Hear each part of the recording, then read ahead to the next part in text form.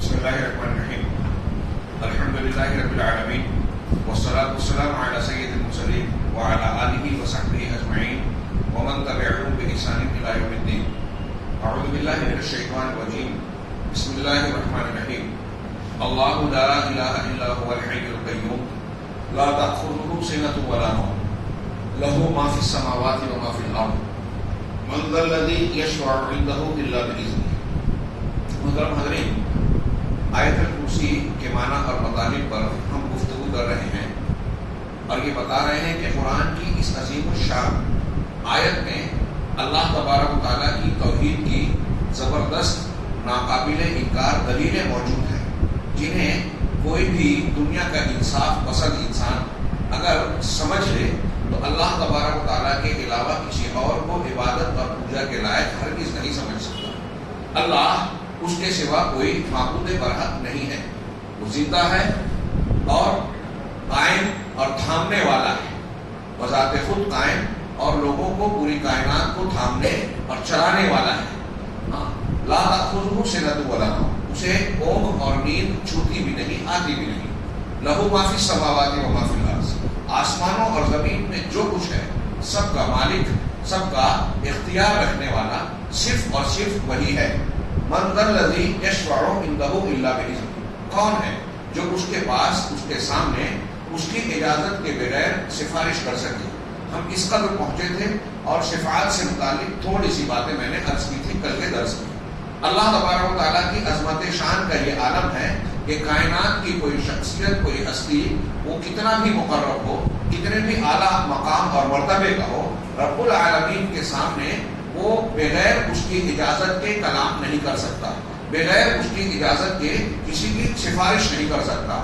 اللہ کا یہ ہیبت ہے، یہ عظمت ہے کہ اس کے آگے کوئی نہیں بڑھ سکتا، یہاں تک کہ سفارش کے معاملے میں بھی انبیاء کرام علیہ السلام کا شیخ ربی کہتے ہیں کہ معاملہ یہ ہوگا کہ قیامت کے دن جب لوگ ان سے گزارش کریں گے کہ آپ رب العالمین سے سفارش کیجیے تو وہ سفارش کرنے سے گریز کریں گے، انکار کریں گے اور معذرت پیش کریں گے۔ ان کو خود غموم اور خوف اور دہشت گھیرے ہوئے ہوگی، چنانچہ وہ کہیں گے علیکم بآدم۔ یہ لمبی حدیث ہے، بخاری مسلم اور دوسری حدیث کی کتابوں میں اسے حدیث شفاعت کہا جاتا ہے۔ قیامت کے موقف میں میدان محشر میں جب لوگ سورج بہت قریب ہوگا، پسینے سے ڈوبے ہوں گے اور بہت پریشان ہو جائیں گے تو آپس میں کہیں گے کہ چلو ہم آدم علیہ السلام کے پاس چلتے ہیں اور ان سے گزارش کرتے ہیں۔ وہ کہیں گے علیکم بآدم، تمہارے اوپر لازم ہے کہ آدم علیہ السلام کے پاس چلو۔ چنانچہ وہ حضرت آدم کے پاس آئیں گے اور ان سے کہیں گے انت ابو البشر، تو آپ جو ہیں وہ ابو البشر ہیں، سارے انسانوں کے باپ ہیں۔ اللہ نے آپ کو اپنے ہاتھ سے بنایا، پھر آپ کے اندر اپنی روح پھونکی اور فرشتوں کو حکم دیا، انہوں نے آپ کو سجدہ کیا۔ لہذا اشفع لنا الی ربک، آپ اپنے پروردگار کے حضور ہماری سفارش کیجئے، حساب و کتاب کی سفارش کی گزارش کریں گے۔ چنانچہ آپ سفارش کیجئے۔ الا تری الی ما نحن فیہ، الا تری الی ما قد بلغنا، کیا آپ نہیں دیکھتے کہ ہم کس حال میں ہیں اور کس پریشانی اور تکلیف کے مقام تک پہنچ گئے؟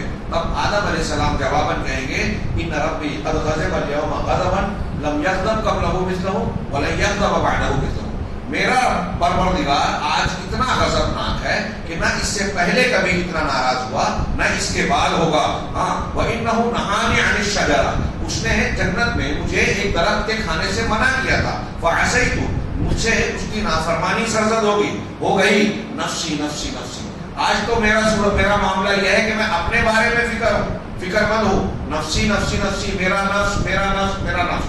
اذهبوا الى غیری، جاؤ میرے علاوہ کسی اور کے پاس جاؤ۔ اذهبوا الى نوح علیہ السلام کے پاس جاؤ۔ عربی کے ساتھ میں پیش کروں گا تو کافی وقت لگے گا، میں اس حدیث کے مضمون کو اپنے الفاظ میں بیان کرتا جاتا ہوں۔ حضرت نوح علیہ السلام کے پاس وہ لوگ آئیں گے اور کہیں گے کہ اے نوح، آپ اہل زمین کی طرف پہلے رسول تھے۔ میں نے اس سے پہلے بیان کیا کہ نبی اور رسول میں فرق ہے۔ حضرت نوح کی قوم پہلی قوم تھی جس نے کفر کیا، شرک اکبر کا ارتکاب کیا۔ اس اعتبار سے مخالفین سب سے پہلے نوح علیہ السلام کو ملے عقیدے میں، چنانچہ آپ پہلے پیغمبر، پہلے رسول ہیں، اور آپ سے پہلے حضرت آدم، حضرت ادریس، حضرت شیش جو تھے کہ وہ انبیاء کے شمار میں ہوتے ہیں، تو لوگ کہیں گے کہ آپ اہل زمین کی طرف پہلے رسول تھے اور اللہ نے آپ کو عبد شکور، شکر گزار بندے کا نام دیا، آپ ہمارے لیے سفارش کیجیے۔ ان سے بھی وہی جملے کہیں گے کہ کیا آپ دیکھتے نہیں ہماری کیا حالت ہو گئی ہے، کس حال کو پہنچ گئے ہیں؟ نوح علیہ السلام بھی وہی جواب دیں گے کہ میرا پروردگار آج اتنا غضبناک ہے کہ نہ پہلے ہوا نہ بعد میں ہوگا، اور مجھے اس نے ایک دعا دی تھی جسے میں نے استعمال کر کے اپنی قوم کے خلاف دعا کر لی، یعنی بد دعا دے دی، نفسی نفسی نفسی، میرا نفس میرا نفس میرا نفس، میں اپنے تعلق سے فکر مند ہوں، میرے علاوہ کسی اور کے پاس جاؤ ابراہیم کے پاس جاؤ۔ لوگ سیدنا ابراہیم علیہ السلام کے پاس آئیں گے، ان سے کہیں گے کہ آپ اللہ کے نبی ہیں اور زمین کے لوگوں میں سے اللہ نے آپ کو اپنی خلت کے لیے چنا، آپ اللہ کے خلیل بھی ہیں، خالص دوست ہیں، اپنے پروردگار سے ہمارے لیے دعا کیجیے، دیکھتے نہیں کیا حال ہے۔ حضرت ابراہیم کو وہی بات کہیں گے، وہ بھی وہی جواب دیں گے، میرا پروردگار اتنا غضبناک ہے کہ نہ پہلے ہوا نہ بعد میں، ایسا غضبناک ہوگا، اور میں نے 3 جھوٹ بولے تھے، لہذا مجھے اپنے آپ پر ڈر ہے، تم دوسرے کے پاس جاؤ، موسیٰ کے پاس جاؤ۔ یہاں شیخ نے رک کر تھوڑی سی تشریح کی کہ پہلے آدم علیہ السلام کے پاس جائیں گے، ان کا مقام مرتبہ کیا ہے، پیغمبر ہے، غور کیجیے، کوئی معمولی اور عام آدمی نہیں ہے، ایک نبی ہے، پہلے انسان ہے، ان کی کیا کیا خصوصیات ہیں تھوڑا سا ذکر بھی ہے۔ آدم علیہ السلام نے جو غلطی کی تھی اس کے پاداش میں خوفزدہ ہوں گے میدان محشر میں کہ کہیں پروردگار اس پر مواخذہ نہ کر لے، پکڑ نہ کر لے، میں تو خود مصیبت میں گرفتار ہو سکتا ہوں، اس ڈر میں مبتلا ہوں۔ حالانکہ حضرت آدم علیہ السلام نے اپنی جو غلطی کی تھی اسے توبہ کر لی، اللہ نے توبہ قبول کر لی، معاف کر دیا، بالکل واضح ہے۔ پھر بھی آدم علیہ السلام خوفزدہ ہوں گے، قیامت کی ہولناکی کا اندازہ لگائیں گے۔ یہی حال حضرت نوح علیہ السلام کا ہے، اولو العزم پیغمبروں میں سے ہیں، انہوں نے جو بد دعا کی کس تناظر میں کی، تھوڑی دیر کے لیے سوچئے، 950 سال جس قوم کو دعوت دی تھی اس قوم کے تعلق سے ساری کوششیں کی تھی، سورہ نوح میں اور دوسرے مقامات پہ ان کی دعوت اور ان کی محنت کا مطالعہ کیے۔ آپ اور ہم کسی انسان پر 5 دن 5 ہفتہ 5 مہینہ اگر محنت کر لیں، 5 سال کر لیجیے، اور اس کے بعد وہ ہماری بات نہ مانے تو ہمارا رد عمل کیا ہوگا بتائیے؟ کتنا ناراض ہوں گے۔ کسی کو ہم سمجھا رہے ہیں 1 دن 2 دن 10 دن 5 مہینہ 5 سال، کیا ہوگا؟ نوح علیہ السلام نے قوم کو 950 سال سمجھایا اور سارے دلائل اور معاملات پورے ہونے کے باوجود وہ ایمان لانے کے لیے تیار نہیں ہے، اور ساری حجت پوری ہونے کے بعد بد دعا کی، اور بد دعا کرنے کے بعد اللہ نے وہ بد دعا قبول کی، قوم سے انتقام لیا، ان پر عذاب نازل کیا، طوفان۔ ایسا نہیں تھا کہ حضرت نوح علیہ السلام کی بد دعا غلط تھی، لیکن اللہ تبارک و تعالیٰ کے جناب میں شرم اور حیا کا یہ عالم ہوگا، خوف کا یہ عالم ہوگا کہ میں شرما رہا ہوں کہ مجھ سے ایسا معاملہ سرزد ہو گیا ہے، اب میں کیسے اللہ تعالیٰ سے گزارش کروں؟ مجھے اپنے آپ پر خوف ہے۔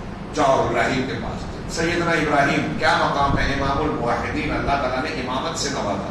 آپ کی بعثت کے بعد کوئی پیغمبر آپ کی نسل سے باہر نہیں آیا، جاعلک للناس اماما، آپ اللہ کے خلیل ہیں، کیا کیا مقام اور مرتبہ ہے۔ اللہ کے رسول کو حکم دیا گیا کہ آپ کی ملت کی پیروی کیجیے، لیکن وہ بھی معذرت کریں گے اور کہیں گے کہ مجھ سے 3 جھوٹ سرزد ہوا تھا۔ اس کی کچھ تفصیل ہے اور ان پر ہم گفتگو لمبی چوڑی کر سکتے ہیں، لیکن یہاں موقع نہیں ہے۔ وہ 3 جھوٹ بھی حقیقت میں جن کو دنیا میں جھوٹ کہا جاتا ہے، جو قابل مواخذہ ہوتے ہیں، ویسا جھوٹ نہیں تھا، یہ سب اللہ کے لیے تھا۔ پہلا جھوٹ یہ تھا کہ انہوں نے جو ہے قوم نے جب یہ کہا کہ چلو میلے میں، تو کہا میں بیمار ہوں، فنظر نظرۃ فی النجوم وقال انی سقیم، سورہ صافات میں کہا، ستاروں کی طرف دیکھا اور کہا کہ میں بیمار ہوں۔ کیا یہ جھوٹ تھا؟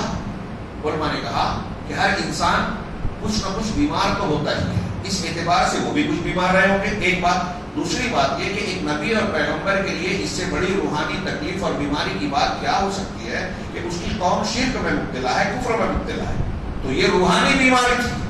قوم سے انہوں نے اپنی روحانی بیماری کے بارے میں کہا، لیکن قوم نے سمجھا کہ جسمانی بیماری ہے، میلے میں نہیں چل سکتے۔ ایک دوم، جب اس کے بعد قوم کے جانے کے بعد بتوں کو توڑا اور سارے بتوں کو توڑ کے بڑے والے کے گلے میں کلہاڑا ڈالا، اور بعد میں واپس آنے کے بعد انہوں نے یہ حال دیکھا، بلایا، اکٹھا ان کو حاضر کیا، پوچھا کہ آپ نے ہمارے معبودوں کے ساتھ یہ کیا ہے کیا؟ تو حضرت ابراہیم نے جواب کیا دیا، بل فعلہ کبیرہم فاسألوہم ان کانوا ینطقون، نہیں ان کے بڑے والے بت نے یہ کام کیا ہے، اگر تم یہ بول سکتے ہیں تو ان سے پوچھ لو، ان بتوں سے جو ٹوٹے پھوٹے پڑے۔ مقصد کیا تھا؟ دعوت دینا، اور مقصد حاصل بھی ہوا. انہوں نے کہا کہ ابراہیم تم جانتے ہو کہ یہ بول نہیں سکتے. تو سیدنا ابراہیم نے کہا اف لکم ولما تعبدون، تم پر اف ہے اور تمہارے معبودوں پر جن کی تم پرستش کر رہے ہو. جب وہ اپنے آپ کو بچا نہیں سکتے، تم سے بول نہیں سکتے، تو تم کو تمہارے ضروریات پوری کیسے کریں گے؟ تمہاری دعاؤں کو قبول کیسے کریں گے؟ مشکلات کو آسان کیسے کریں گے؟ ان کی پوجا کیوں کرتے ہو؟ قوم کو سمجھ میں آ رہا تھا، لیکن پنڈوے نے، بڑے پنڈت نے کہا ارے یہ تم کو باپ دادا کے دین سے پھیر رہا ہے. ہاں یہ باپ دادا والی بات آئی، بات ختم، دلیلیں کنارے ہو گئی. باپ دادا کی تقلید میں اندھے ہو جاتے ہیں انسان. آج بھی ہمارے بہت سے لوگ ہیں، قرآن حدیث کی دلیل دے دیجیے، سمجھ میں نہیں آئے گا کہ ہمارے ابا کو دادا کو نہیں سمجھتا تھا.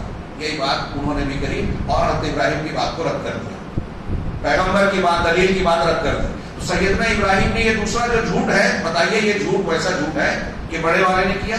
جھوٹ میں دو باتیں ہوتی ہیں، ایک تو آپ جو بات کہہ رہے ہیں وہ حقیقت کے خلاف ہو، واقعہ کے خلاف ہو، اور دوسرے یہ کہ آپ کا مقصد مخاطب جس سے آپ بات کر رہے ہو اس کو دھوکہ دینا ہو.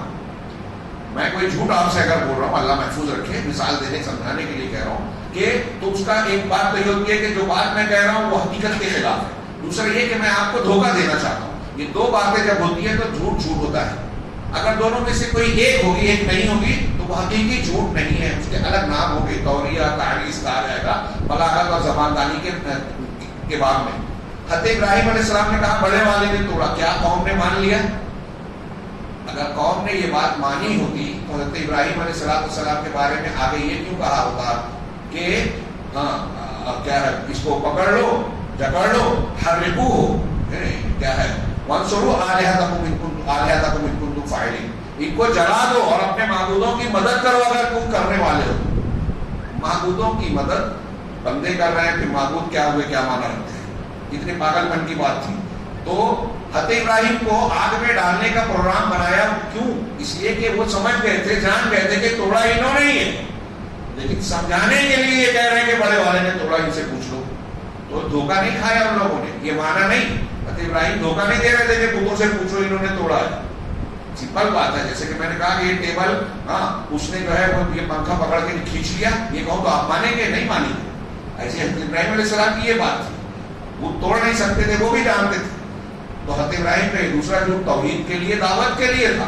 تیسرا جھوٹ خود حدیث میں، بخاری مسلم کی حدیث میں اس کی وضاحت ہے کہ جب آپ عراق کی طرف ہجرت کر کے جا رہے تھے، راستے میں ایک جبار شخص کی حکومت تھی، اس کے آدمیوں نے کہا کہ یہاں ایک آدمی گزر رہا ہے، حضرت ابراہیم کے بارے میں کہا، اور اس کے ساتھ ایک عورت ہے جو بڑی حسین و جمیل ہے، ہاں وہ آپ کے لائق ہے، لہٰذا اس کو گرفتار کر کے آپ اپنے حرم میں شامل کر لیجیے.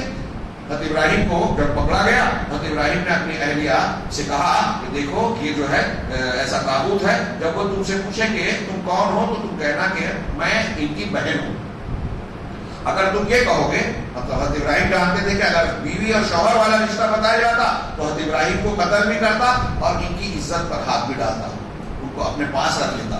بچنے کے لیے آپ نے کہا کہ یہ میری بہن ہے. اور پھر حضرت ابراہیم نے اس کی وضاحت اسی حدیث میں کی موجود ہے کہ اس رشتے سے کہ آپ اور ہم اس دنیا میں اس وقت یہاں ہم ہی تو مسلمان ہیں، اور ہر مسلمان اسلامی رشتے سے بھائی بہن ہوتے ہیں، لہذا ہم اسلامی رشتے سے بھائی بہن ہیں، گرچہ میاں بیوی.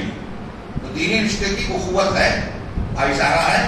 تو حضرت ابراہیم نے جو وضاحت کی اس سے صاف ظاہر ہے کہ حقیقت میں جب حضرت ابراہیم نے کہا یہ میری بہن ہے تو اس کا معنی یہ تھا کہ اسلامی بہن ہے. سننے والے نے دھوکہ کھایا، لیکن ابراہیم علیہ السلام کی بات نفس معاملہ میں حقیقت کے خلاف نہیں تھی، لہذا جھوٹ کی دونوں شرطیں یہاں بھی موجود نہیں تھیں. کچھ لوگ اس حدیث پر اعتراض کرتے ہیں، علامہ راضی نے اعتراض کیا، مولانا آزاد نے کیا، مولانا ابوالعلا مودودی نے بھی کیا، اور جذباتی بات بولتے ہیں کہ نبی کو جھوٹا مانا جائے اس سے اچھا ہے کہ اس کے راویوں کو جھوٹا مانا جائے. راویوں کو جھوٹا مان لینا، جن راویوں نے روایت کی اگر آپ جھوٹا مان لو تو ان کی ساری روایتیں رد ہو جائیں گی، چھوٹی بات نہیں ہے.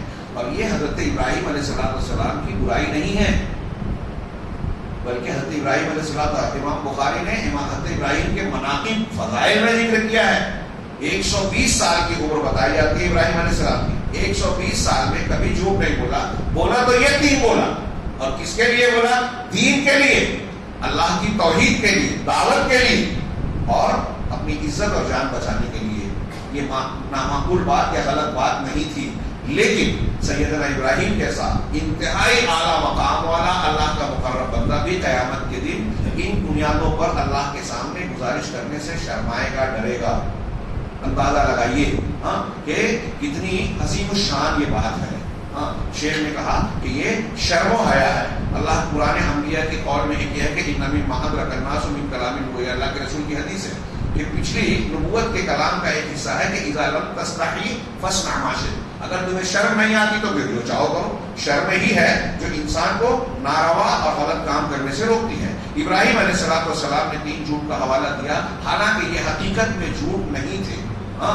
اور یہ پورا واقعہ ہم جانتے ہیں، انہوں نے اس واقعے کی تفصیل بیان کی اور یہ بتایا کہ سیدنا ابراہیم علیہ السلام کا یہ جھوٹ نہیں تھا، پھر بھی وہ اللہ تعالیٰ سے شرمائیں گے اور خوف کھائیں گے اور پھر کہیں گے کہ میرے علاوہ کے پاس جاؤ، موسیٰ کے پاس جاؤ۔ وہ موسیٰ علیہ السلام کے پاس آئیں گے، کہیں گے اے موسیٰ، آپ اللہ کے رسول ہیں، اللہ تعالیٰ نے آپ کو رسالت اور اپنے کلام سے نوازا تھا، فضیلت بخشی تھی، رسالت بھی دی تھی اور دنیا میں دور پہ بلا کے کلام بھی کیا تھا آپ سے، آپ ہمارے لیے سفارش کیجیے، ہمارا حال نہیں دیکھتے کہ کہاں کس حال میں پہنچ گئے ہیں۔ وہ بھی وہی جواب دیں گے کہ میرا پروردگار ایسا غضبناک ہوا کہ نہ پہلے ہوا نہ بعد میں۔ یہ منظر جو ہم پڑھ رہے ہیں اس کو یوں سرسری مت سوچیے، اس کو اس تناظر میں دیکھیے کہ آج ہمارے یہاں کچھ مسلمان اس دھوکے میں مبتلا ہیں کہ ہم پیر صاحب کے ہاتھ پر بیعت کر رہے ہیں، کسی فلاں بزرگ کی مزار پر جا رہے ہیں، یا رسول اللہ کو 12 ربیع الاول کو جلوس نکال کر اللہ کے رسول کی محبت کا اعلان کرتے ہیں، تو اس کی بنیاد پر قیامت کے دن اللہ کے رسول اور یہ پیر صاحبان بزرگان ہمیں بچا لیں گے، دامن پکڑ کر مچل جائیں گے کہتے ہیں، وہ بچا لیں گے ہمیں۔ یہاں آپ قرآن حدیث کا مطالعہ کیجیے، نبی کریم صلی اللہ علیہ وسلم کہہ رہے ہیں، وہ حدیث بھی یاد کیجیے، میں نے اس سے پہلے شاید جمعہ کے خطبے میں تذکرہ کیا، قریبی رشتہ داروں کو خطاب کر کے کہا اے صفیہ، اے عباس، اے چچا، اے پھوپھی، یہاں تک کہ آخر میں اپنی بیٹی سے کہا اے فاطمہ بنت محمد سلینی من مال ما شئتی، اپنے جگر کے ٹکڑے سے کہا میری مال سے دنیا میں جو چاہتی ہے مانگ لے، لا اغنی عنک من اللہ شیئا، اللہ کے سامنے میں تیرے کام نہیں آ سکتا۔ رونگٹے کھڑے کر دینے والے مناظر ہیں یہ، رسولوں کا سردار عورتوں کی سردار سے کہہ رہا ہے تیرے کام نہیں آ پاؤ گا، کون کس کے کام آئے گا؟ یہ انبیاء کا حال نقل کیا جا رہا ہے۔ ہم نے 100 مرتبہ یہ سنا ہو، لیکن جب بھی آپ سنیں تو سن کر ایک کان سے اڑا مت دیجیے، اس کو اپنے دل و دماغ میں تازہ رکھیے اور غور کیجیے اس منظر کو کہ قیامت کے دن یہ حال ہوگا، ہم عمر شمع کہاں رہیں گے، کون کس کا کیا ہو سکتا ہے، کام آ سکتا ہے۔ تو اللہ تبارک حضرت موسیٰ بھی یہی جواب دیں گے اور کہیں گے انی قتلت نفسا لم امر بقتلھا، میں نے ایک ایسی جان کو مار دیا تھا جس کو مارنے کا مجھے حکم نہیں دیا گیا تھا۔ سورہ قصص میں واقعہ ہے نا، حضرت موسیٰ علیہ السلام گزرے، ایک ان کی قوم کا اور ایک کبتی دونوں میں جھگڑا ہو رہا تھا، یہ چھڑانے گئے، کبتی کو ایک موسیٰ مارا اور وہ مر گیا۔ حضرت موسیٰ مارنا نہیں چاہتے تھے، غصے سے وہ مر گیا اور پھر فوراً حضرت موسیٰ نے کہا کہ یہ تو جاہلین کا عمل ہو گیا، مجھ سے جاہلوں کا عمل ہو گیا، اللہ تعالیٰ سے مغفرت طلب کی، معافی مانگی۔ تو میں نے ایک جان کو مار دیا تھا، نفسی نفسی نفسی، آج میرا اپنا معاملہ بڑا کھٹائی میں ہے، نفسی نفسی، میرے علاوہ کے پاس جاؤ، حضرت عیسیٰ کے پاس جاؤ، عیسیٰ کے پاس جائیں گے، ان سے کہیں گے کہ آپ اللہ کا کلمہ، اس کی روح ہیں، بغیر والد کے آپ کو پیدا کیا، آپ کے یہ مقام ہے، لہذا آپ کو اللہ تبارک و تعالیٰ نے بچپن میں جو ہے کلام کی صفت سے نوازا تھا، مہد میں آپ نے بات چیت کی تھی، آپ ہمارے لیے سفارش کیجیے، دیکھ نہیں رہے کیا حال ہے۔ حضرت عیسیٰ بھی نفسی نفسی کہیں گے اور کہیں گے کہ محمد علیہ السلام، محمد صلی اللہ علیہ وسلم کے پاس جاؤ، اور پھر حضرت محمد صلی اللہ علیہ وسلم کے پاس لوگ جائیں گے، وہ بھی وہی کہیں گے نفسی نفسی، اور ان کو بھی وہی جملہ کہیں گے کہ میرا پروردگار آج بہت غضبناک ہے۔ پھر لوگ حضرت محمد صلی اللہ علیہ وسلم کے پاس آئیں گے، آپ کہیں گے یا محمد، لوگ کہیں گے اے محمد انت رسول اللہ، آپ اللہ کے رسول ہیں، وہ خاتم الانبیاء، خاتم الانبیاء ہیں، خاتم الانبیاء کا درجہ مقام سب سے اونچا، اور اللہ نے آپ کے پچھلے سارے گناہ کو معاف کر رکھا ہے، آپ ہمارے لیے سفارش کیجیے، دیکھتے نہیں کہ ہمارا کیا حال ہے، کس حال کو پہنچ گئے۔ فَأَنْطَلِقُوا، اللہ کے نبی نے یہاں تک بیان کر کے کہا کہ میں چلوں گا وہاں سے، فَآتِي تَحْتَ الْعَرْشِ، اور میں عرش کے نیچے پہنچوں گا، فَأَقَعُ سَاجِدًا لِرَبِّي، چنانچہ میں اپنے پروردگار کے سامنے سجدہ ریز ہو جاؤں گا، سجدے میں گر پڑوں گا، ثُمَّ يَفْتَحُ اللَّهُ عَلَيَّ مِن مَحَامِدِ، پھر اللہ تعالیٰ مجھ پر اپنی حمد و ثنا اور تعریف کے کلمات کھولے گا، وحسن الثنا، اور اچھی تعریف شیئا ایسی چیز لم یفتح علی احد قبلی جو اس سے پہلے مجھ سے پہلے کسی پر نہیں کھولی ہوگی، یعنی ویسی حمد و ثنا کسی نے نہیں کی ہوگی اور نہ میں بھی اس سے پہلے کیا ہوگا. ثم جو قال جب آپ سجدے میں ہوں گے اللہ کی خوب حمد و ثنا کر لیں گے تو آپ سے کہا جائے گا یا محمد ارفع رأسک، اے محمد اپنا سر اٹھائیے. دیکھیے نبی کریم صلی اللہ علیہ وسلم کی ڈائریکٹ سفارش نہیں کر رہے ہیں. دنیا میں ہم کسی کے پاس کسی کی سفارش کرنے جاتے ہیں تو یہ طریقہ اختیار کرتے ہیں کہ براہ راست کہتے ہیں. اللہ کے رسول سجدے میں گریں گے، حمد و ثنا کا بیان کریں گے. ہاں اور دیکھیے آپ کو دنیا میں جو دی گئی تھی دعا، مسلم شریف کی دعا ہے نا، مسلم شریف کی جو حدیث ہے کہ ہر نبی کو ایک دعا دی گئی جو اس نے مان لی دنیا میں نے اپنی دعا کو روک رکھا ہے قیامت کے دن اپنی امت کی سفارش کی.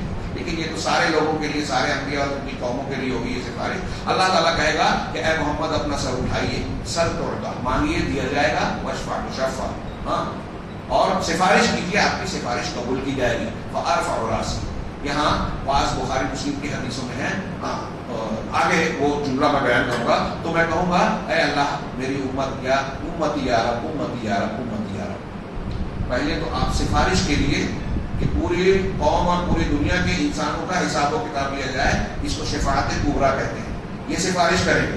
پھر دوبارہ معاملہ ہوگا تو یہاں اختصار ہے. آپ کہیں گے میری امت اے پروردگار، سارے انبیاء کہیں گے نفسی نفسی نفسی، میرا نفس میرا نفس میرا نفس. محمد رسول اللہ اکیلے کہیں گے میری امت میری امت میری امت. سوچیے امت کے تعلق سے آپ کتنے مہربان، شفیق، رحیم اور رؤوف ہیں. چنانچہ آپ کہیں گے فیقال یا محمد، تو کہا جائے گا اے محمد اپنی امت میں سے ان لوگوں کو جنت کے سیدھے دروازے سے، دائیں جانب کے دروازے سے داخل کر دو جن پر کوئی حساب نہیں ہے، اور باقی لوگ جو امت کے ہیں وہ دیگر دروازوں میں شریک ہیں تمہاری امت کے لوگ. یہ حدیث شفاعت مختلف الفاظ سے یہاں اتنی مقدار میں انہوں نے نقل کیا. اس میں یہ ایک وضاحت ہے کہ نبی کریم صلی اللہ علیہ وسلم کے لیے حد مقرر ہوگی. جب آپ گنہگاروں کی سفارش کرنا چاہیں گے تو اجازت ملے گی اور حد مقرر ہوگی کہ ان کے لیے کرنا ہے. ہاں اور قرآن اور حدیث کی بالکل صاف دلیلیں ہیں کہ یہ بھی طے ہوگا کہ ان کے لیے کرنا ہے، ان کو کرنا ہے. یہ بہت اچھی طریقے سے دماغ میں رکھیے. یہ کون کہے گا؟ اگر کسی کو فرض کیجئے محمد صلی اللہ علیہ وسلم کو یا کسی پیغمبر کو سفارش کی اجازت ملے گی بھی تو اس کو یہ اختیار نہیں رہے گا، جیسے مثال کے طور پہ آپ کو مجھ کو کسی کو ملی تو یہ اختیار نہیں رہے گا کہ آپ اپنے ابا کے لیے کر لو، بیوی کے لیے کر لو، بیٹے کے لیے کر لو. ایسا نہیں ہوگا. اچھی طرح اجازت ملے گی تو یہ بھی طے ہوگا کس کے لیے کرنا ہے، اور جس نے دنیا میں شرک کیا ہوگا اس کے لیے اجازت نہیں ملے گی. بخاری مسلم کی اور قرآن کی دلیلوں سے بالکل صاف طور پر یہ ثابت ہے کہ شرک کرنے والے کو جناب محمد رسول اللہ صلی اللہ علیہ وسلم کی شفاعت کی اجازت نہیں ملے گی. اللہ کے رسول اپنے چچا ابو طالب کو جہنم سے نہیں نکال سکیں گے، بالکل صاف حدیثیں موجود ہے. اپنے والدین کو نہیں بچا سکیں گے. ابراہیم علیہ السلام اللہ تعالیٰ سے کہنا چاہیں گے، ہاں بخاری کی روایت ہے کہ آزر باپ جو ہے ابراہیم کے پاس آئیں گے اور کہیں گے کہ اے بیٹا میں نے دنیا میں تمہاری بات نہیں مانی، آج میں تمہاری ہر بات مانوں گا، اپنے پروردگار سے دعا کرو مجھے بچا لے. حضرت ابراہیم یہ کہیں کہ اللہ تعالیٰ تو نے مجھ سے وعدہ کیا تھا کہ مجھے رسوا نہیں کرے گا. اس سے بڑی رسوائی کیا ہوگی کہ میرا باپ جو ہے اس طریقے سے جو ہے عذاب میں مبتلا ہو. اللہ کی طرف سے کہا جائے گا کہ وہ تیرا باپ اور تیرا رشتے دار نہیں ہے، اور دیکھ تجھ کو رسوائی سے ہم نے بچائے رکھا ہے. اب جب حضرت ابراہیم پلٹیں گے تو وہ ایک بچو کی شکل میں خون اور گندگی میں لتڑا ہوا ہوگا اور اللہ کے حکم سے فرشتے گھسیٹ کر آزر کو جہنم میں لے جا کر پھینک دیں گے. ابراہیم علیہ السلام اپنے باپ کو اس لیے نہیں بچا پائیں گے کہ وہ شرک پہ مرا ہے. اللہ کے رسول کو دنیا میں ابو طالب کے لیے مغفرت کی دعا کرنے سے اس لیے منع کر دیا گیا کہ وہ شرک پر مرے. کتنی بڑی بات ہے. صرف اس ایک بات پر کوئی مسلمان بندہ اگر غور کر لے تو وہ یہ سوچے گا کہ مجھے توحید سیکھنا چاہیے، شرک سے بچنا چاہیے. اس سے زیادہ کسی اور چیز پر توجہ دینا ہی نہیں چاہیے. سب سے بڑا مسئلہ ہی، اس سے بڑھ کر کوئی دوسرا مسئلہ ہے ہی نہیں. توحید اور شرک کتنی بڑی بات ہے. تو یہ شفاعت کا معاملہ ہے. اللہ کے رسول صلی اللہ علیہ وسلم دیکھیے انہوں نے پھر تشریح کرتے ہوئے کہا کہ موسیٰ عذر کریں گے اس لیے کہ انہوں نے ایک کافر کو قتل کر دیا تھا. یہ بغیر اللہ کی اجازت کے وہ کفر کرتا تھا اس لیے وہ شرمندہ ہوں گے. اسی طرح وہ حضرت عیسیٰ کی طرف بھیجیں گے, حضرت عیسیٰ محمد صلی اللہ علیہ وسلم کے پاس بھیجیں گے. اللہ کے رسول کہیں کہ ہاں میں اس کا حقدار ہوں. چنانچہ آپ سجدے میں گریں گے اور دعا کرتے رہیں گے, لمبی دعا کریں گے, اور اس کے بعد جب آپ کو اجازت ملے گی تب آپ سفارش کر پائیں گے. اللہ تبارک و تعالیٰ نے یہی بات آیت الکرسی کی آیت میں فرمائی, من ذا الذی یشفع, کون ہے جو اللہ تعالیٰ کے عظیم اور جلیل ذات کے سامنے سفارش کا اراءہ اور جرأت کر سکتا ہے بغیر اجازت کے. تو مطلب یہ ہے کہ کوئی بھی اللہ کی اجازت کے بغیر سفارش نہیں کر سکتا. اور حاصل کیا ہوا کہ شفاعت بھی اللہ کا اختیار, اللہ کی اختیار کی چیز ہے, اللہ کی ملکیت ہے. جیسے پوری آسمان زمین اللہ کی ہے, جیسے جنت اللہ کی ہے. اگر ہم اور آپ جب جانتے ہیں کہ جنت اللہ کی ہے تو کیا ہم کسی اور سے مانگیں گے کہ اے فلاں تو جنت دے دے مجھے؟ اللہ کی جنت ہے تو اللہ ہی سے مانگیں گے نا. تو کائنات کی سب چیز اللہ کی, وہ بھی مانگیں گے. سفارش اللہ کی ہے, اس کا اختیار بھی اللہ کے پاس ہی ہے, لہٰذا شفاعت بھی مانگنا ہے تو اللہ سے مانگنا. کسی کی قبر پر جا کر کسی بزرگ سے, کسی پیر اور کسی نبی کو پکار کے یہ نہیں کہیں کہ آپ سے بات نہیں کر جاؤ, اس لیے کہ ان کے پاس اس کا پاور ہے ہی نہیں. قرآن نے یہ بھی کہا سورہ زمر میں, قل للہ الشفاعۃ جمیعا, آپ کہہ دیجئے کہ پوری سفارش کا حقدار اور اختیار اللہ کے پاس ہے, ساری سفارش اللہ کے لیے ہے. لہذا کسی کے لیے جائز نہیں ہے کہ مردوں سے یا غائب لوگوں سے یا کسی زندہ انسان سے یہ مطالبہ کرے کہ آپ اللہ کے پاس میری سفارش کریں. ہاں, زندہ آدمی سے یہ کہہ سکتے ہیں دعا کریں, شفاعت بمانا دعا اگر ہو تو یہ کیا جا سکتا ہے زندہ نیک انسان سے. ہاں, رہا مردہ تو جب اس سے آپ شفاعت کا مطالبہ کریں گے تو آپ, اگر آپ دعا کرتے ہو کہ میری سفارشی بن جاؤ, تو آپ ایک ایسی چیز غیر اللہ سے مانگ رہے ہو جو اللہ کا حق ہے, جو اللہ تبارک لا یحصل الا لمن اذن اللہ له, یہ اسی کو حاصل ہوگی جس کے لیے اللہ اجازت دے گا.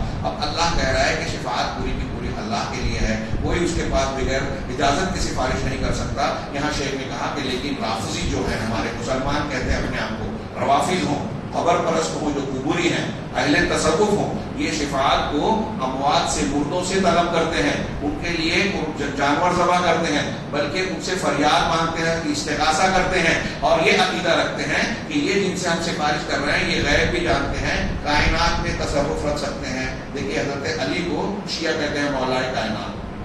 ہمارے یہاں بریلوی افراد میں بہت سارے لوگ ہیں جو بزرگان دین کو کہتے ہیں یہ کتب ہے, یہ ابدال ہے, یہ فلاں ہے, یہ کائنات کا نظام چلاتے ہیں, یہ ایسا کر سکتے ہیں اور ویسا کر سکتے ہیں. ہمارے یہاں بزرگوں کے جب واقعات سناتے ہیں, کرامتیں بتاتے ہیں, تو ایسا لگتا ہے عوام کو یہ تاثر دیتے ہیں. یہ بات میں اکثر کہتا ہوں, اچھی طرح دماغ میں مٹائی کہ ان کو سننے کے بعد عام آدمی کو یہ لگتا ہے کہ جو بزرگان ہوتے ہیں اللہ کے مقرر بندے, ان کے یہاں ایسی پاور اور شکتی ہوتی ہے کہ جب جو چاہیں کر سکتے ہیں, اپنی مرضی سے کرامت کھیل سکتے ہیں. کوئی پہاڑ دیکھ کر مار رہا ہے, کوئی غصے میں آیا تو دریا کو غائب کر دے رہا ہے. ایسا ہرگز نہیں ہے. کرامت ہو, معجزہ ہو, اللہ کی مشیت اور قدرت سے ہوتا ہے اور اللہ کے چاہنے سے ہوتا ہے. کسی نبی کے چاہنے سے, کسی نیک اور بزرگ کے آدمی کے چاہنے سے کہ میں جو ہے بغیر کسی ذریعے کے یہاں سے وہاں پہنچ جاؤں اور اپنی مرضی سے میں ایسا کر لوں, ایسا نہیں ہوتا. کسی کے پاس ایسا پاور نہیں. اللہ چاہے گا تب ہوگا. قرآن میں دیکھیے پیغمبروں سے جب ان کے قوموں نے کہا کہ آپ ایسا پیش کیجیے تو کہا میں طاقت نہیں رکھتا, یہ لگے کہ اللہ چاہے. معجزات کے بارے میں یہی کہا. تو یہ لوگ عقیدہ رکھتے ہیں کہ غیب اللہ تعالیٰ کے علاوہ یہ بزرگان جانتے ہیں, ہاں, اور کائنات میں تصرف رکھ سکتے ہیں, بلکہ اسی حد تک نہیں رکے کہ اللہ کی عبادت میں دوسروں کو شریک کیا, بلکہ اس سے آگے بڑھ کے ربوبیت میں بھی شریک کیا. اللہ نے فرمایا قُل لَا يَعْلَمُ مَن فِي السَّمَاوَاتِ وَالْأَرْضِ الْغَيْبَ إِلَّا اللَّهُ, آپ کہہ دیجئے کہ آسمانوں اور زمین میں غیب کو صرف اللہ جانتا ہے. اور اللہ اپنے نبی افضل البشر سے کہتا ہے کہ آپ لوگوں میں اعلان کیجیے جو اللہ کے سب سے مقرب, سب سے اونچے بندے ہیں, قُل لَا أَقُولُ لَكُمْ عِندِي خَزَائِنُ اللَّهِ وَلَا أَعْلَمُ الْغَيْبَ, آپ لوگوں سے کہہ دیجئے کہ میں تم سے یہ نہیں کہتا کہ میرے پاس اللہ کے خزانے ہیں اور نہ ہی میں غیب کو جانتا ہوں. نبی صلی اللہ علیہ وسلم کے پاس غیب کے خزانے نہیں ہیں جو لوگوں کو بانٹے جو چاہے دے دیں. جب آپ نہیں دے سکتے, آپ کے پاس اختیار نہیں ہے, تو آپ کے پاس دوسروں کا کیا مقام؟ جب آپ غیب نہیں جانتے تو دوسرے کیا جانیں؟ ہاں, آپ کہہ دیجئے, اس قرآن میں سورہ اعراف میں کہا لا املک لنفسی نفعا ولا ضرا, آپ کہہ دیجئے کہ میں اپنے ذات کے لیے بھی نفع اور نقصان کا مالک نہیں ہوں.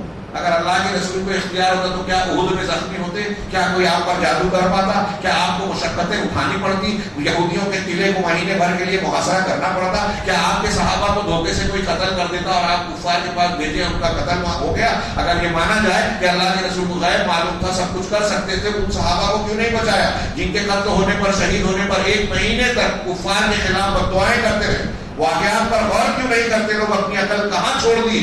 غور کیجئے کہ نبی صلی اللہ علیہ وسلم کے یہ واقعات بتا رہے ہیں کہ آپ کے پاس اللہ کے اختیارات نہیں تھے، پہلے سے چیزوں کا علم ہوتا تو آپ بھیجتے ہی نہیں ان صحابہ کو، اگر علم ہوتے ہوئے بھیجا تو آپ بھی قاتلین میں شامل مانے جائیں۔ تو آپ کہہ دیجئے کہ میں اپنے نفس کے لیے بھی نفع اور نقصان کا مالک نہیں ہوں سوائے اتنا جتنا اللہ چاہے۔ وَلَوْ كُنْتُ أَعْلَمُ الْغَيْبَ، اگر میں غیب جانتا لَاسْتَكْثَرْتُ مِنَ الْخَيْرِ، تو میں بھلائی ہی بھلائی کرتا، وَمَا مَسَّنِيَ السُّوءُ، اور مجھے کوئی برائی لاحق ہی نہیں ہوتی۔ اگر آپ کو پتہ چل جائے پہلے سے کوئی چیز کہ میں اس راستے پہ جاؤں گا تو ایکسیڈنٹ ہو جائے گا، تو آپ جائیں گے کیا؟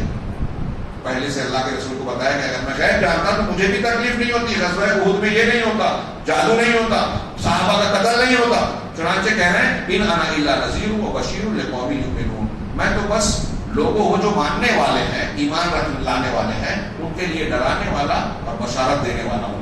چنانچہ قرآن کے اتنے صاف صاف بیانات کے باوجود ہمارے یہاں گمراہ مشرک مسلمان یہ اپنے اولیاء اور غیر اولیاء کے بارے میں یہ عقیدے رکھتے ہیں جو اللہ تبارک و تعالیٰ نے نبی سے نفی کر دی، اور بعض کو حیوانات کو بھی جو ہے اس درجے تک پہنچا دیتے ہیں۔ شیخ نے کہا کہ کتنے افسوس کی بات ہے کہ عالم اسلام میں یہ بات سنی جاتی ہے کہ بعض جگہ پر لوگوں نے قبروں میں گدھے کو، بلی کو، کسی جانور کو ڈال دیا اور کہہ دیا کہ یہ فلاں بزرگ کا کی قبر ہے یا فلاں بزرگ کا گدھا تھا، اس لیے اس کی بڑی عظمت ہے، اور وہاں لوگ عرس لگاتے ہیں، اکٹھا ہوتے ہیں اور اپنی مشکلات پیش کرنے کی اور اپنی ضروریات کو مانگنے کی کوشش کرتے ہیں، اور یہ کہتے ہیں کہ یہ اللہ کا ولی ہے، اور جاہل اور بے وقوف لوگ اس کو قبول کرتے ہیں۔ گمراہ صوفیہ اس ایسی قبروں کو مقدس بتاتے ہیں، اس کا طواف کرتے ہیں، اس سے اپنی ضروریات کا مطالبہ کرتے ہیں، ایسی ضروریات کا جو اللہ کے علاوہ کسی سے نہیں مانگی جا سکتی۔ یہ ساری چیزیں توحید کے خلاف ہے۔ آیت الکرسی کو جو ہم پڑھ رہے ہیں، قرآن کو جو پڑھ رہے ہیں، اس کے جو مضامین کو پڑھ رہے ہیں، اس کے بالکل خلاف ہے، لیکن یہ لوگ ماننے کو تیار نہیں۔ حاصل کیا ہے اس آیت کا؟ کہا شاہد یہ ہے کہ شفاعت اللہ کی ملکیت ہے، کسی زندہ مردہ اللہ کے علاوہ کسی اور سے اس کو طلب نہیں کیا جائے گا، اور رسول اللہ صلی اللہ علیہ وسلم قیامت کے دن اور انبیاء اللہ تعالیٰ کے پاس جو سفارش کریں گے وہ اللہ کی اجازت سے ہوگی، اللہ کی اجازت کے بغیر نہیں۔ قرآن نے کہا وَكَمْ مِن مَلَكٍ فِي السَّمَاوَاتِ، آسمانوں میں کتنے فرشتے ہیں، لَا تُغْنِي شَفَاعَتُهُمْ شَيْئًا، ان کی سفارش کچھ بھی فائدہ نہیں دے گی، إِلَّا مِن بَعْدِ أَن يَأْذَنَ اللَّهُ لِمَن يَشَاءُ وَيَرْضَىٰ، سوائے اس کے کہ اللہ تبارک و تعالیٰ ان کو اجازت دے۔ تو اجازت کے بعد جو وہ سفارش کریں گے کس کے؟ لِمَن يَأْذَنُ اللہ ویرضا، جس کے لیے اللہ چاہے گا اور پسند کرے گا۔ قرآن کی آیت بتا رہی ہے کہ اللہ ان کو اجازت دے گا، اور جس کے لیے چاہے گا ان کے لیے سفارش کو قبول کرے گا، وہ سب کے لیے نہیں کر سکتے۔ اب یہاں انہوں نے جو میں نے کل درس میں ذکر کیا تھا اس کا تذکرہ ہے کہ فرشتے کتنی زبردست مخلوق ہیں، کیسے طاقتور ہیں، لیکن وہ بھی اللہ کے سامنے بغیر اجازت کے کسی کی سفارش نہیں کریں گے۔ یہ ملائکہ ہیں جو اللہ کی اجازت کے بعد ہی کریں گے۔ لیکن آخری جملہ اس سلسلے میں شیخ نے کہا کہ یہ شفاعت کا معاملہ جاہلوں میں اور بے وقوف لوگوں میں ایک کھلونا بن گیا ہے۔ اس کی بنیاد پر لوگوں نے دین کو اور توحید کے مضامین کو بدل دیا اور شرکیات کے دروازے کھول دیے۔ ایک آدمی اپنے آپ کو مسلمان بھی کہتا ہے اور شفاعت کے غلط تصور کی بنیاد پر غیر اللہ کے وہ چیزیں اور وہ تعلقات وابستہ کرتا ہے جو صرف اللہ کا حق ہے۔ شیخ نے آیت الکرسی کی تشریح میں اتنے پر اختتام کیا اور پھر نتیجے کی بات کی۔ میں اگلے 2-3 جملے پر انتہائی اختصار کے ساتھ بات کرتا ہوں۔ مَنْ ذَا الَّذِي يَشْفَعُ عِندَهُ إِلَّا بِإِذْنِهِ يَعْلَمُ مَا بَيْنَ أَيْدِيهِمْ وَمَا خَلْفَهُمْ۔ اللہ کی شان یہ ہے، وہ شروع سے دیکھیے یہ ہر ایک دلیل ہے، اللہ لا الہ الا هو، اللہ کے سوا کوئی معبود برحق نہیں، وہ حی ہے، قیوم ہے، اس لیے معبود برحق ہے۔ لوگ آسمان و زمین میں جو ہے مستقل ہے، اس لیے وہ معبود برحق ہے۔ ایسے ہی یہاں کہا کہ يَعْلَمُ مَا بَيْنَ أَيْدِيهِمْ وَمَا خَلْفَهُمْ، لوگوں کے انسان اور جنات مخلوق جو ہیں ہمارے ہمارے سامنے کی بات اور پیچھے کی بات سب کو اللہ تعالیٰ بخوبی جانتا ہے، پورا علم رکھتا ہے۔ وَلَا يُحِيطُونَ بِشَيْءٍ مِّنْ عِلْمِهِ، اور لوگ یا مخلوقات اللہ کے علم سے کسی چیز کا احاطہ نہیں کر سکتے، گھیر نہیں سکتے۔ اس میں پیغمبر بھی آ گئے، کوئی بھی اللہ کے علم کو گھیر نہیں سکتا، إِلَّا بِمَا شَاءَ، سوائے اتنا جتنا اللہ چاہے. جتنا اللہ بتائے گا سکھائے گا اتنا ہی معلوم ہوگا. اب پہلا جملہ اللہ تعالیٰ کے علم کامل کا. قرآن کی علامہ شنقیطی کہتے ہیں اضواء البیان کے تفسیر قرآن کی تفسیر قرآن سے لکھی بڑی شاندار تفسیر ہے، علماء جانتے ہیں. انہوں نے بیان کیا کہ آپ قرآن کا کوئی صفحہ نہیں پائیں گے کہ کسی نہ کسی انداز میں اللہ تعالیٰ نے اپنے علم کا ذکر نہ کیا ہو. وہ خبیر ہے، وہ لطیف ہے، وہ علیم ہے، وہ دلوں کے بھید کو جانتا ہے، تم نہیں جانتے وہ جانتا ہے. اس سے کوئی چیز پنہا اور چھپی بھی نہیں ہے، کوئی چیز اس سے اوجھل نہیں ہے. اس طریقے سے مختلف انداز میں اللہ کے علم کا ذکر کیا گیا. اللہ تعالیٰ ساری چیزیں جانتا ہے اور یہ اللہ سے ڈرنے کی بات ہے. علامہ شنقیطی نے کہا کہ فرض کرو کہ ایک بادشاہ، اس کا دربار لگا ہے، اس کے بغل میں اس کی بیٹی، اس کی بیوی ملکہ بیٹھی ہوئی ہے. ایک آدمی اس کے دربار میں آتا ہے، اس کو پتا ہے کہ بادشاہ غلطی کرنے والے کو بہت سخت سزا دیتا ہے، بڑا غیور ہے. تو کیا بادشاہ کے موجود ہوتے ہوئے اس کی اس صفت کو جانتے ہوئے کہ بادشاہ مجھے دیکھ رہا ہے، وہ بادشاہ کے دیکھتے ہوئے سامنے ملکہ پر، اس کی بیٹی پر غلط نظر ڈال سکتا ہے؟ کہ بادشاہ دیکھ رہا ہے اور بہت سخت ہے، کوئی غلطی کرنے والے کو چھوڑتا نہیں ہے، یہ جانتا ہے. ایسا جاننے والا شخص بادشاہ کے دیکھتے ہوئے اس کی بیٹی یا بیوی پر بری نگاہ ڈالے گا، بدتمیزی کرے گا؟ نہیں کر سکتا نا. تو اب ایسے ہی آپ اس کو دیکھیں کہ جب بندے کو یہ معلوم ہوا کہ اللہ ہم کو دیکھ رہا ہے ہر جگہ اور وہ القہار ہے، ذو انتقام ہے، غالب ہے، زبردست ہے، وہ جب پکڑے تو دنیا کی کوئی طاقت بچا نہیں سکتی. اللہ ہمیں ہر وقت دیکھ رہا ہے تو ہم کتنی بھی تنہائی میں ہو، روزہ ہے تو گلے سے قطرہ پانی کا قطرہ نہیں اتاریں گے. کہیں بھی اکیلے ہو، گناہ کا موقع مل رہا ہے، چوری کر سکتے ہیں نہیں کریں گے، زنا کر سکتے ہیں نہیں کریں گے. تنہائی میں ہے، موبائل پہ گندی چیزیں دیکھ سکتے ہیں. نوجوان کو اگر آپ نے یہ سکھا دیا، توحید مضبوط بنا دی، تو وہ آج نوجوان جو فحاشی، بے حیائی اور گندے کام کر رہا ہے، چوری چھپے سے جو اس کو معاشرے لڑاتا ہے، یہ چیزیں نہیں کرے گا. تو لوگوں کو بچانے کے لیے، لوگوں کو اچھا بنانے کے لیے اللہ تعالیٰ کے تعلق سے یہ صحیح علم کہ اللہ تعالیٰ ہر چیز کو جانتا ہے. کائنات کی کوئی جگہ، کوئی مقام ایسا ہے ہی نہیں جہاں آپ اللہ سے چھپ جاؤ. لقمان نے اپنے بیٹے کو کہا اگر ایک رائی کے دانے کے برابر، ذرے کے برابر بھی کوئی تم برائی کرو گے اور وہ کسی چٹان کے اندر ہوگا، اللہ اسے بھی لے آئے گا. اللہ سے کوئی چیز چھپ نہیں سکتی، یہ اللہ کی شان ہے. اب دنیا میں جن لوگوں کو پوجا جاتا ہے، رام چندر جی کو پوچھتے ہیں ہمارے یہاں، جے شری رام کا نعرہ لگوا رہے ہیں، لوگوں سے لگا رہے ہیں. ان کا واقعہ وہ خود ہی بیان کرتے ہیں کہ راون آیا، سیتا کو لے گیا، رام کو خبر نہیں تھی. ان کی کتاب میں، ان کے قصے میں ٹی وی چینل پہ بتاتے ہیں. ان کی کتاب میں لکھا ہے کہ جب وہ لے کے چلا بھی گیا، ہنومان سے مدد مانگی. جب دوسرے سے مدد مانگ رہے ہیں تو کیسے رہا، کیسے پجاری ہوئے؟ ان کو خود مدد کی ضرورت ہے. اب جب سری لنکا جانا ہے تو ساحل پہ جا کے کھڑے ہیں، 3 دن گزر گیا، غصہ آیا، تیر میں آگ لگائی کہ میں بحر عرب، بحر ہند کو جو ہے جلا دوں، یہ راستے میں مجھ کو رکاوٹ بن رہا ہے. تو سمندر نے کہا، ان کی کتاب میں، رامائن میں، سمندر نے کہا کہ تم مجھ پر کیوں غصہ ہو رہے ہو، مجھے کیوں جلا رہے ہو؟ ارے تم کو بولے کہا میرے راستے میں تو رکاوٹ ہے. تو کہا تمہارے جو ہنومان کی فوج ساتھ لائے ہو، اس میں نیل اور نال نام کے 2 بڑے بڑے بندر ہیں، ان سے کہو وہ بڑے بڑے پتھر چٹان اٹھا کے لائیں گے اور یہاں بچھا دیں گے، پل بن جائے گا، اسے چلے جانا. نیل نال کو بلائے گا، ہاں ایسا کر سکتے ہیں، بات کرو. تو سمندر بتایا رام جی کو، ان کو پتہ ہی نہیں کہ میری فوج میں ایسے لوگ ہیں جو یہ کر سکتے ہیں. آپ کو یاد ہوگا کچھ پیچھے چند سالوں پیشتر جب کانگریس کی حکومت تھی تو جنوبی ہند میں، مطلب یہ اس نے ایک مشروع بنایا تھا، پروگرام بنایا تھا کہ جو سمندر ہے ساؤتھ کا، اس کو صاف کر کے جہازوں کے لیے راستہ بنایا جائے تاکہ ہم کو آمدنی ہو. اس کے لیے انہوں نے پیٹیشن بھی داخل کی تھی سپریم کورٹ میں. تو ہندو فرقہ پرستوں نے کہا کہ نہیں، وہ رام جی کی نشانی ہے، رام سیتو ہے، رام پل، لہذا ہم اس کو توڑنے نہیں دیں گے. آپ کے یہاں تمل ناڈو کے جو چیف منسٹر تھے کرونا گاندھی، اس میں انہوں نے مناظرے کا چیلنج کیا تھا. انہوں نے کہا تھا کہ رام پیدا ہی نہیں ہوا، کوئی آئے مجھ سے بات کر لے، میں تیار ہوں. لیکن اچانک وہ موضوع غائب ہو گیا. سپریم کورٹ سے پٹیشن نکال لی گئی، اس موضوع پہ کوئی بات ہی نہیں ہو رہی ہے. کیوں؟ اگر یہ بات ثابت ہو جاتی کہ رام پیدا ہی نہیں ہوئے تو رام مندر کا جھگڑا بھی جو ہے پریشانی میں آ جاتا. تو اس کو غائب کر دیا گیا. تو میں یہاں یہ پیش کر رہا ہوں کہ رام جی کے واقعات اور دوسروں کے واقعات، اللہ کے رسول حضرت عیسیٰ کے واقعات اور دوسرے واقعات غور کیجیے، یہ تمام چیزوں کا علم نہیں رکھتے تھے. اب آپ اگر مصیبت میں ہیں، پریشانی میں ہیں، اور آپ کسی کو پکار رہے ہیں کہ میری مدد کرو، جب اس کو معلوم ہی نہیں ہے تو آپ کی مدد کیا کرے گا؟ سیتا کو اٹھا لیا گیا، رام نے مدد نہیں کی. اب آج کوئی ہندو کہہ رہا ہے، اسے پوچھیں کہ آپ اگر رام جی کو پکار رہے ہو تو آپ کی پکار کو وہ سن رہے ہیں کیا؟ سیتا جی کی پکار نہیں سن پائے، اپنی بیوی کو نہیں بچا پائے، تو آپ کو بچائیں گے؟ یہ کوئی گستاخی نہیں ہے. آپ کے واقعات کے تناظر میں عقلی شعوری طور پر پیدا ہونے والا ایک فطری سوال ہے، منطقی سوال ہے.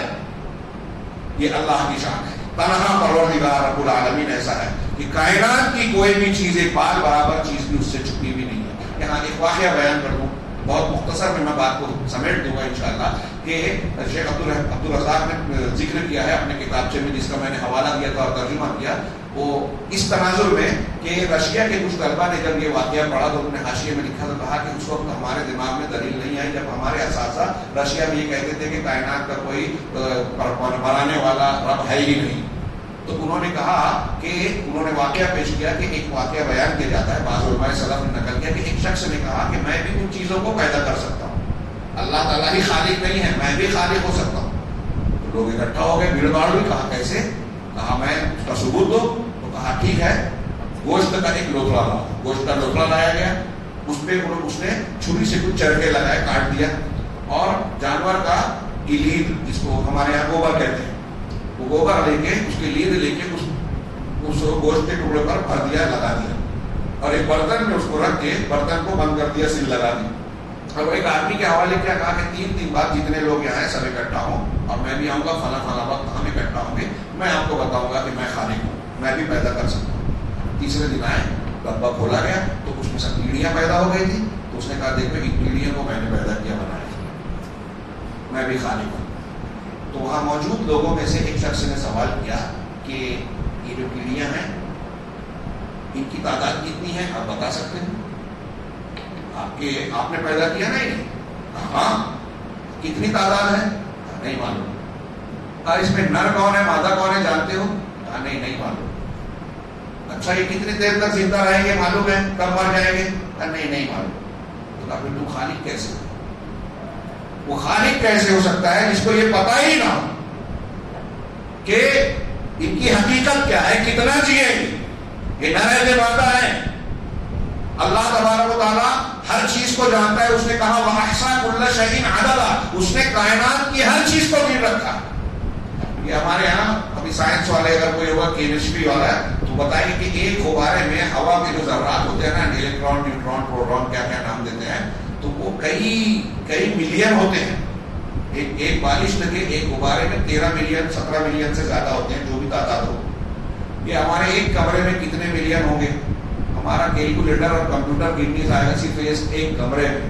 تو دنیا میں کائنات میں کتنی چیزیں ہیں، کتنے جراثیم ہیں، کتنے پیڑ ہیں، کتنے پیڑوں کے ذرات ہیں، کتنی جڑیں ہیں، ایک انسان کے کتنے بال ہیں، ہم یہاں موجود ہیں، ہمارے کتنے بال ہیں، سر کے بال، بغل کے بال، جسم کے بال، اور بہت سارے بال. یہ کتنی چیزیں ہیں. اللہ تبارک و تعالیٰ نے ہر چیز کو گن رکھا ہے. مٹی کے ذرات ہو گئے، کوئی بھی چیز سب گنی ہوئی، ہم گن نہیں سکتے. اللہ کا علم کتنا وسیع ہے.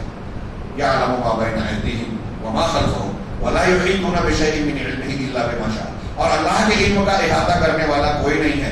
اللہ کا غیبیات کو کان اللہ بكل شيء عليم. اسی علم کی بنیاد پر اللہ نے ہر انسان کے ہر مخلوق کی تقدیر لکھی ہے. کائنات ازل سے سب قلم کو پیدا کیا تو کہہ دیا ساری ہونے والی چیزوں کو لکھو، اور اللہ نے اس کو تلقین کر دی. تو اللہ تبارک یہ تقدیر کا آپ کو ہم کو جواب بھی ملتا ہے. کچھ لوگ کہتے ہیں نا کہ پہلے سے تقدیر میں لکھا ہے اور میں گناہ کر رہا ہوں تو میرا کیا جرم ہے؟ تو اس کا جواب سمپل، سادہ، مختصر یہ ہے کہ پہلے سے تقدیر میں لکھا ہے، اس لیے آدمی کفر، شرک، زنا، چوری نہیں کر رہا ہے، بلکہ اللہ کو پہلے سے معلوم تھا کہ یہ بندہ یہ کرنے والا ہے، اس لیے لکھا ہے. پہلے سے معلوم تھا. تو تقدیر اللہ کا علم ہے. روافض اللہ کی تقدیر کا انکار کرتے ہیں، قدریہ انکار کرتے ہیں. بہت سارے لوگ سوال اٹھاتے ہیں تو یہ اللہ کی توحید کو، اس کے علم کا انکار کرتے ہیں. من ذا الذی یشفع عنده الا باذنہ يعلم ما بين أيديهم وما خلفهم ولا يحيطون بشيء من علمه إلا بما شاء وسع كرسيه السماوات والأرض. اس کی کرسی نے آسمانوں اور زمین کو گھیر رکھا ہے. کچھ لوگوں نے کہا کرسی کا معنی علم، کچھ نے کہا اقتدار، جیسے مولانا مولانا مودودی جیسے لوگ کہتے ہیں، لیکن یہ صحیح نہیں ہے. کرسی اپنے اصلی معنی میں ہے. حضرت جابر کی ایک روایت ہے کہ اگر کرسی کے سامنے 7 آسمان کرسی میں ڈالے جائیں تو ایسا ہوگا کہ ایک بڑی ڈھال کے اندر 7 انگوٹھیاں ڈالی گئی. कितनी बड़ी कुर्सी होगी सोचिए। ढाल समझते हैं, ढाल जंग में जो है वो वार को रोकने के लिए जो एक दायरा नुमा होता है या कुछ और भी शक्ल में होती है, तो एक ढाल के अंदर 7 अंगूठियां डाली जाए। सातों आसमान अगर कुर्सी में रखे जाएं तो वो ऐसे ही होगा जैसे एक ढाल में 7 अंगूठी डाली गई। और कुर्सी को अल्लाह के अर्श पर रखा जाए, कुर्सी को अल्लाह के अर्श में रखा जाए तो ऐसे होगा एक बड़े मैदान में एक अंगूठी डाली गई। अर्श कितना बड़ा है। एक बच्चों से सब सवाल किया जाता है अकीदे में कि कायनात में जो मखलूकात है उनमें सबसे बड़ी मखलूक कौन सी है, क्या जवाब है उसका? मैंने बताया सबसे बड़ी मखलूक अर्श, रहमान का अर्श है। अब कितना बड़ा है, हमारी दुनिया कितनी बड़ी है, सूरज दुनिया से कई लाख गुना बड़ा। हमारे कहकशां में जो गैलेक्सी है, जो एक लाइन दिखती है, उसमें ऐसे ऐसे सितारे हैं जो उस सूरज से कई कई करोड़ गुना बड़े हैं। और पहले मैंने पढ़ा था इंटार्स और बेटलगेज, हमारी कहकशां में 2 ऐसे सितारे हैं कि अगर सूरज को उसमें रखा जाए तो सूरज के बराबर 6 करोड़ सूरज उसमें रख सकते हैं। कितने? एक सितारे में 6 करोड़ सूरज। ये एक इंटार्स, एक बेटलगेज, ऐसे कितने सितारे हैं नहीं मालूम, ऐसी कहकशाएं तो आसमान में कितनी है नहीं मालूम। ये आसमान के अंदर इतनी बड़ी बड़ी चीजें हैं, तो आसमान कितना बड़ा है। आसमान को कुर्सी में डाले तो वो ढाल में अंगूठी है, कुर्सी कितनी बड़ी है। कुर्सी को अर्श में डाले तो वो मैदान में अंगूठी की तरह है, अर्श कितना बड़ा है। अब जब ये चीजें इतनी बड़ी बड़ी हैं तो इन चीजों का बनाने वाला, इनको संभालने वाला, इनका चलाने वाला कितना बड़ा है। अल्लाह अकबर, अल्लाह सबसे बड़ा है। गौर कीजिए, ये अल्लाह की तौहीद की दलील है। और वक्त नहीं है, ज्यादा हो गया। आखिरी जुमला कि वसिअ कुर्सिय्युहु, उसकी कुर्सी ने आसमान और जमीन को घेर रखा है। वला यऊदुहु हिफ्ज़ुहुमा, और अल्लाह को उसके इन दोनों की, आसमान और जमीन की हिफाजत, आसमानों और जमीन की हिफाजत अल्लाह को थकाती नहीं है। ये अल्लाह की कुदरत कामिला का बयान है। हम जैसे कि मैंने कहा था ना, 20 किलो 40 किलो 100 किलो उठाते हैं, 10 मिनट के बाद नहीं उठा सकते, हम थक जाते हैं। अल्लाह ताला किसी काम के करने से थकता ही नहीं, लिहाजा उसको आराम की जरूरत ही नहीं है। वला यऊदुहु हिफ्ज़ुहुमा, यहाँ एक बड़ा अच्छा अकीदे का कायदा था कि कुरान हदीस में जहां भी ये कहा जाता है कि अल्लाह ऐसा नहीं है, ये याद रखिएगा, तशरीह किसी और वक्त लंबी चौड़ी, कि जब कहा जाता है ऐसा नहीं है तो नहीं कहने में उसकी जिद वाले सिफत की का कमाल बयान होता है। यानी जिस सिफत के बारे में कहा जाता है कि अल्लाह ऐसा नहीं है, वो ऐब होता है, उस ऐब के मुकाबले में जो खूबी होती है उस खूबी का कमाल उससे साबित होता है। जैसे जब ये कहा जाता है कि अल्लाह जाहिल नहीं है, इसका मतलब अल्लाह जहालत की इल्म है, इल्म में कामिल है। अल्लाह किसी पर जुल्म नहीं करता, जुल्म की जिद क्या है? इंसाफ, अदल। इसका मतलब अल्लाह जुल्म नहीं करता, मतलब अदल में कामिल है। अल्लाह को नींद और ऊँघ नहीं आती, मतलब अल्लाह हई होने में और कय्यूम होने में कामिल है। समझ में आ रही है बात? वला यऊदुहु हिफ्ज़ुहुमा, तो उसको थकता नहीं है, मतलब उसकी कुदरत कामिल है। वहुवल अलीयुल अज़ीम, और वो अल अली है। अल अली पर जितनी लंबी चौड़ी बात करें कम है। अल्लाह का सबसे ऊंचा और बुलंद होना कई तरह से है। मकान में सबसे ऊंचा है, अर्श के ऊपर जात से मुस्तवी है। मकाम और मर्तबे में सबसे ऊंचा है, और इस माने में भी सबसे ऊंचा है कि उसका पूरी कायनात पर कहर है, तसल्लुत है, इख्तियारात है। तो हर एतबार से अल्लाह के लिए उलू साबित है, और वो हर एतबार से अजमत वाला है। ये इसीलिए अल्लाह के सिवा कोई माबूद बरहक नहीं है।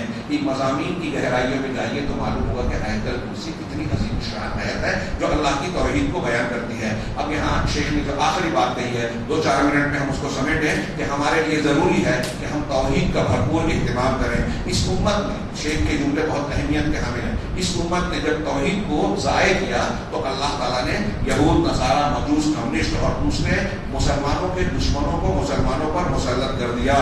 जब इन्होंने तौहीद को ज़ाय किया, अल्लाह तबारक व तआला ने मुसलमानों पर उस वक्त ज़िल्लत डाल दी जब तौहीद से, दीन की बुनियाद से ये हट गए। अल्लाह का रसूलुल्लाह सल्लल्लाहु अलैहि वसल्लम का इरशाद है, जब तुम ईना की बै करोगे, चालबाजियों के साथ हराम को हलाल, हलाल को हराम बनाने वाली, हाँ, और तुम गाय की दुमों के पीछे लग जाओगे, काश्तकारी, खेती बाड़ी, हाँ, और खेती पर खुश रहोगे, और अल्लाह के रास्ते में जिहाद और कोशिश को तर्क कर दोगे, तो अल्लाह ताला तुम्हारे ऊपर जिल्लत को मुसल्लत कर देगा, यहाँ तक कि तुम उससे निकल जाओ और अल्लाह के दीन की तरफ और पलट आओ। शेख आगे कहते हैं कि आज मुसलमानों में बहुत सी दावतें हैं, तहरीकें हैं, मुख्तलिफ किस्म के मसलक हैं जो काम कर रहे हैं, लेकिन ये मसलक और ये लोग तौहीद की दावत नहीं देते, दूसरी दावतें देते हैं। कोई फजाइल, कोई हुकूमत की बात कर रहा है, कोई और बात कर रहा है, तौहीद की दावत नहीं देते।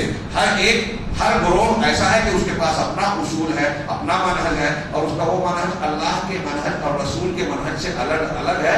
وہ یدعو الیہ مخالفا، یہ اس کی طرف دعوت دیتا ہے اللہ کی کتاب اور اس کے رسول کی سنت کی مخالفت کرتے ہوئے، انبیاء اور صحابہ کے منہج کی مخالفت کرتے ہوئے. آپ غور کریں کہ نوح علیہ السلام نے 950 سال صرف توحید کی دعوت دی.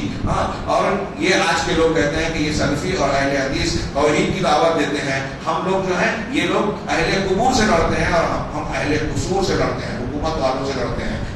چنانچہ آپ بتائیے کہ ان کا یہ جملہ کیا یہ بتا رہا ہے کہ ان کی دعوت انبیاء کی دعوت سے زیادہ بہتر ہے؟ لہذا میں اصل میں اسی وجہ سے اللہ کی طرف سے ان کو مدد نہیں ملتی. اللہ نے کہا وَلَوْ قَاتَلَكُمُ الَّذِينَ كَفَرُوا، اگر کافر لوگ تم سے قتال کریں گے بھی، جنگ کریں گے بھی، لَوَلَّوُا الْأَدْبَارَ، تو پیٹ پھیر کر بھاگیں گے، ثُمَّ لَا يَجِدُونَ وَلِيًّا وَلَا نَصِيرًا، پھر اپنا کوئی دوست، مددگار اور نگراں نہیں پائیں گے. سنت اللہ، یہ اللہ کی سنت ہے. اگر ہم ایمان پر رہیں، توحید ہے، تو اللہ تعالیٰ کا یہ وعدہ ہے. ابھی ہم نے سورہ آل عمران سنی نا، اس میں بھی یہ جملہ تقریباً ایسا ہی جملہ ہے کہ اگر کافروں سے تمہاری مٹ بھیڑ ہو بھی گئی تو نتیجے میں وہ بھاگنے پر مجبور ہوں گے. کب؟ جب تم توحید پر رہو گے. کیوں؟ اس لیے کہ اللہ کی مدد آئے گی. یہ اللہ کی سنت ہے، اللہ کا اہل توحید کے لیے، انبیاء کے متبعین کے لیے رہے. آج کے مسلمان تو ہم دیکھ رہے ہیں، شیخ نے بہت درد انگیز باتیں کہی ہیں آگے، کہ ہم دیکھ رہے ہیں کہ ہر جگہ پر مسلمان شکست سے جو چار ہیں، رسوائی اور ذلت سے دو چار ہیں، آر کا شکار ہیں. افغانستان کا حال دیکھیے، چیچنیا کا، یہ کئی سال پہلے کا ہے، افغانستان کا، چیچنیا کا. یہ مدد اس وقت، مدد کے مستحق اس وقت ہوں گے مسلمان جب اللہ تعالیٰ کے اس وعدے پر اتریں گے کہ اگر تم اللہ کی مدد کرو گے تو اللہ تمہاری مدد کرے گا. یعنی اللہ کے دین کی مدد کرو گے، اور اللہ کے دین کی بنیاد جو ہے وہ توحید ہے، وطنیت نہیں ہے. اپنے خاندان، کنبے یا علاقے اور فلاں چیز کے لیے لڑنا نہیں ہے، بلکہ اللہ کی توحید کے لیے لڑنا ہے. آج ہمارے مسلمانوں میں کچھ ایسے ہیں جو کہتے ہیں کہ توحید کو چھوڑو، مل جاؤ، میلاد فاتحہ کچھ بھی کرو، ایک ہو جاؤ. کچھ کہتے ہیں کہ نصارہ ہمارے بھائی ہیں، کچھ کہتے ہیں یہ اخوانیوں کی بات ہے کہ یہود دو طرح کے ہیں، ایک یہود اصلی ہیں، ایک یہود صہیونی ہیں. صہیونیوں نے فلسطین پر قبضہ کر رکھا ہے اور ان کے اندر یہ خرابیاں ہیں، باقی دوسرے یہود ہمارے بھائی ہیں وغیرہ وغیرہ. جبکہ قرآن کہتا ہے کہ یہودی اور نصارے تم سے راضی نہیں ہوں گے جب تک تم ان کی ملت کی پیروی نہ کر لو، وہ تمہارے دشمن ہیں. چنانچہ اللہ کے نزدیک حقیقی دین اسلام ہے، اور خاتم الانبیاء محمد صلی اللہ علیہ وسلم ہے. اس کو ماننا چاہیے. نقش بندیہ، چشتیہ، قادریہ اور فلاں مسلک کی طرف نسبت، یہ سب گمراہ طریقے ہیں. اللہ تبارک و تعالیٰ کا جو دین حق ہے اسی کو، رسول کے طریقے کو ہمیں مضبوطی سے پکڑنا چاہیے، اور اس کو حقیقت میں صحیح ڈھنگ سے سمجھنا چاہیے. اور ہم پر واجب اور فرض ہے کہ اس حقیقت کو اچھی طرح جان لیں، اس کو مضبوطی سے پکڑ لیں. اللہ کی قسم اگر لوگ اللہ کے دین کی طرف پلٹ جائیں تو اللہ تعالیٰ یورپ اور امریکہ کے مقابلے میں بھی مسلمانوں کو فتح دے گا. چاہے ظاہر میں ہم ترقی یافتہ نہ کہلاتے ہوں، کتنے بھی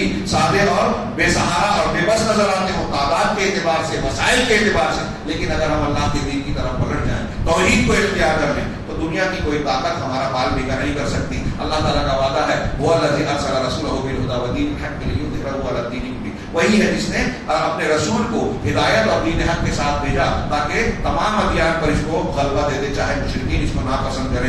یہ وہی لوگ ہیں. آپ دیکھیے صحابہ کرام کو اللہ نے یہی وعدہ کیا تھا، جب وہ صحیح دین پر قائم ہوئے، توحید کو اختیار کیا، تو دیکھتے ہی دیکھتے دنیا پر چھا گئے. اصحاب محمد کو اللہ تبارک و تعالیٰ نے اور ان کے دین کو دنیا پر غالب کیا، جیسا کہ اللہ نے سورہ نور میں وعدہ کیا تھا وعد اللہ الذین آمنوا وعملوا الصالحات. تم میں سے جو لوگ ایمان والے ہیں اور عمل صالح کرنے والے ہیں، اللہ نے ان سے وعدہ کیا ہے کہ زمین میں ان کو خلافت دے گا. خلافت ہمارے لیے قائم کرنے کی، ہمارے لیے ٹارگیٹ بنانے کی چیز نہیں ہے دعوت میں، جیسا کہ آج حزب التحریر، اخوان المسلمین کے ہمارے نوجوان جو ہے یہ کہتے ہیں خلافت قائم کرنا ہے. قائم، یہ اللہ کا وعدہ ہے. آپ ایمان اور عمل صالح اختیار کر لو، اللہ خلافت دے گا. یہ قرآن کہہ رہا ہے. تو اور تمہارے لیے، تمہارے دین کو جس کو اللہ نے تمہارے لیے پسند کیا ہے، اس کو تمکنت اور مضبوطی دے گا، اور تمہارے خوف کے بعد امن کی حالت بدل دے گا. یعبدوننی لا یشرکون بی شیئا، کہ وہ میری عبادت کرتے رہیں اور میرے ساتھ کسی کو شریک نہ ٹھہرائیں. اس شرط کے ساتھ، مطلب یہ چیز قائم رہے گی تو اللہ تعالیٰ غلبہ دے گا. یہ صفات اللہ کے رسول صلی اللہ علیہ وسلم کے صحابہ کرام میں موجود تھی، لہذا اللہ نے انہیں غلبہ دیا. آج ہم دنیا میں مسلمانوں کو دیکھ رہے ہیں، یہ انہوں نے نام لیا ہے کہ ہم فلسطین میں دیکھتے ہیں وہاں حماس ہے، وہ اخوانی ہیں، روافظ ہیں، ہم ان کی تائید کر رہے ہیں. یہ انہوں نے کہا کہ دیکھیے یہ اخوانی جو ہے وہ ایرانی حکومت کا طبلہ بجا رہے ہیں, اردگان کا طبلہ بجا رہے ہیں. وہ اردگان جو ہے وہ طیب اردگان قبر پہ جا کے اپنی انتخابی مہم شروع کرتا ہے, تصوف کو آسرا دیتا ہے, روس سے اور اسرائیل سے جو ہے معاہدہ کرتا ہے. ایران جو ہے وہ پوری اسلامی تاریخ میں آپ دیکھیں گے کہ اہل توحید کا دشمن رہا ہے اور اس نے شرک کو اختیار کیا ہے. ان کے یہاں شرکیات کی اجازت ہے.